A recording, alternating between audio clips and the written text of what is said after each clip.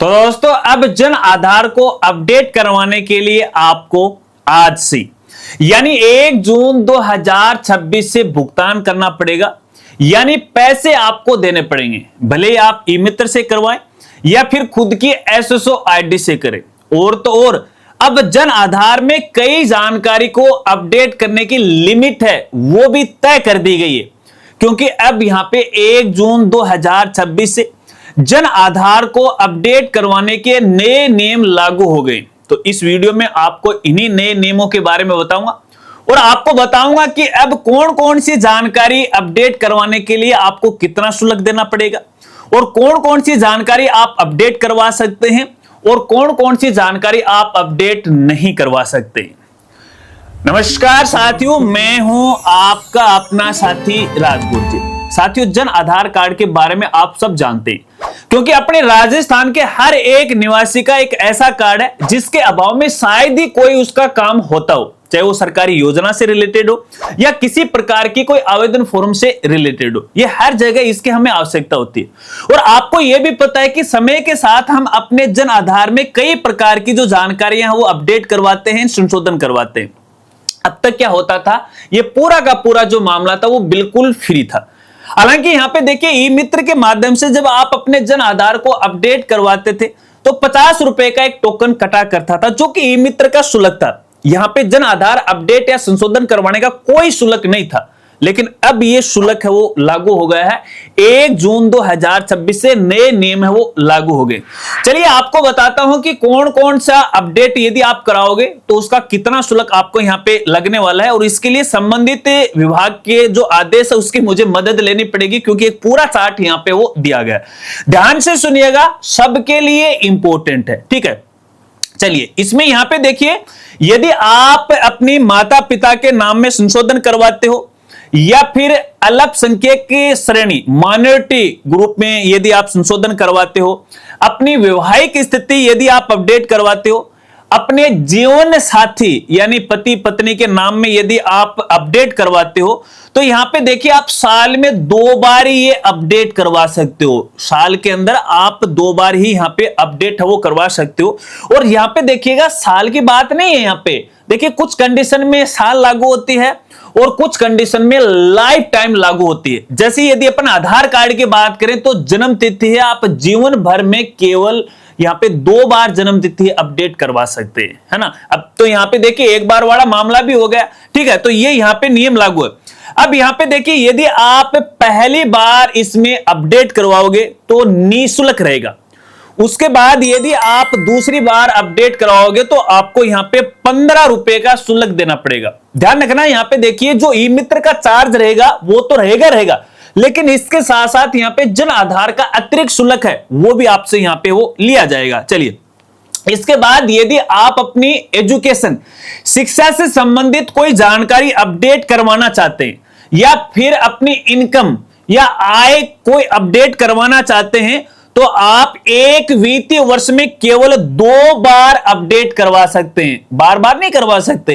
एक वित्तीय वर्ष का मतलब यह है कि 1 अप्रैल से चालू होता है और अपने यहां पे 31 मार्च तक एक वित्तीय वर्ष है वो माना जाता है। तो इस दौरान केवल आप 2 बार अपडेट करवा सकते हैं, लेकिन भैया यहां पे पहली बार करवाओगे तो बिल्कुल फ्री रहेगा।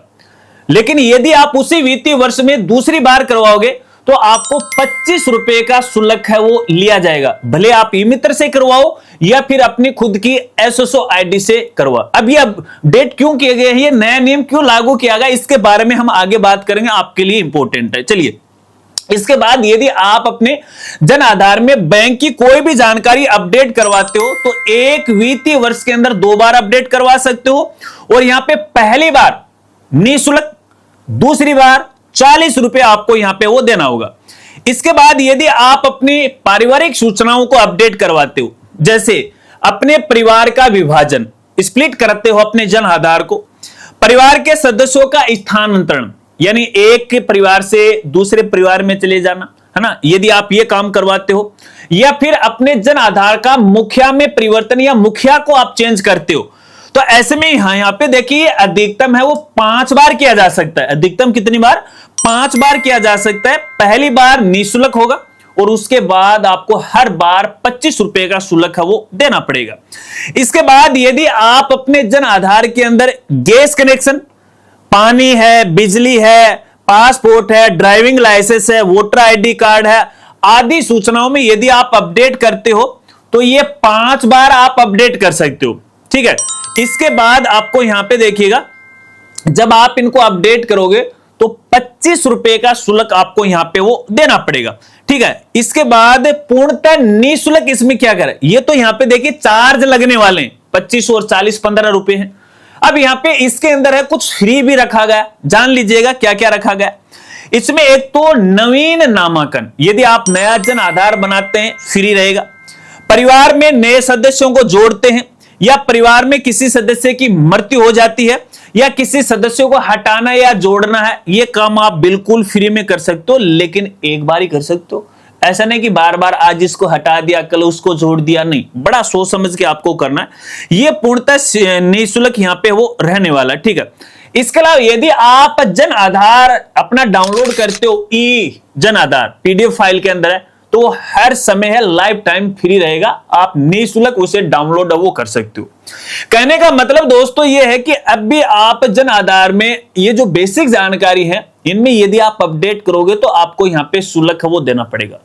अब एक सबसे बड़ा सवाल हर एक साथी के मन में दिमाग में जरूर आ रहा होगा कि आखिरकार राजस्थान सरकार या विभाग के द्वारा इतना बड़ा फैसला क्यों लिया गया। वैसे ही राजस्थान की जो जनता है बेचारी मरी पड़ी है, बेरोजगारी फैली हुई है, फिर और शुल्क दे रहे, योजना इनकी है, कार्ड इन्होंने शुरू किया, पैसे हमारी जेब से ले रहे, क्यों किया?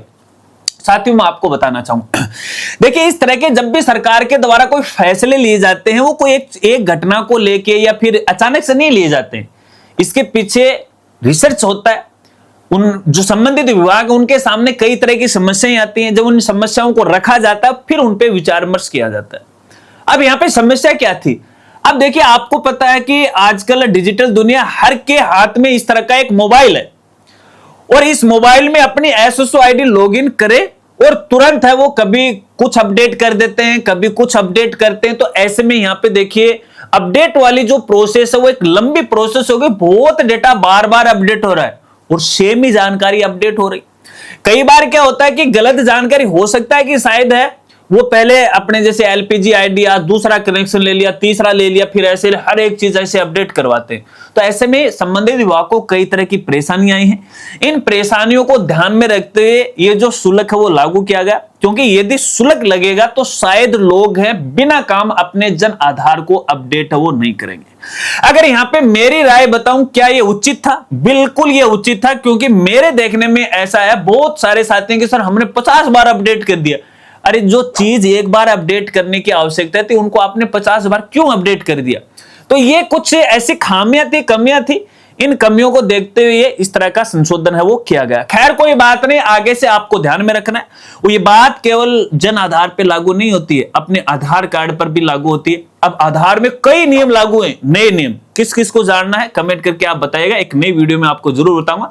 लेकिन फिलहाल ये जन आधार आप है ध्यान करके अपडेट करवाएगा। अपनी एसएसओ आईडी से करोगे तो भी पैसा लगेगा, ई मित्र से करवाओगे तो आपको अतिरिक्त पैसा देना पड़ेगा। ई मित्र का चार्ज रहेगा वो तो रहेगा, लेकिन इसके साथ अतिरिक्त शुल्क है वो भी आपको यहां पे वो देना पड़ेगा। अब मुझे बताना है कि अब तक आपने अपने जन आधार को कितनी बार अपडेट करवाया, अपने नाम में है, अपनी कैटेगरी वगैरह वगैरह के अंदर है, कमेंट करके बताएगा। अगर मैं यहां पे मेरी कहूं तो देखिएगा मैंने मेरे मुख्य नाम में, मेरी जन्म तिथि में, मेरे मोबाइल नंबर में, मेरी मेल आईडी में, मेरे एड्रेस पते में अब तक नहीं अपडेट करवाया।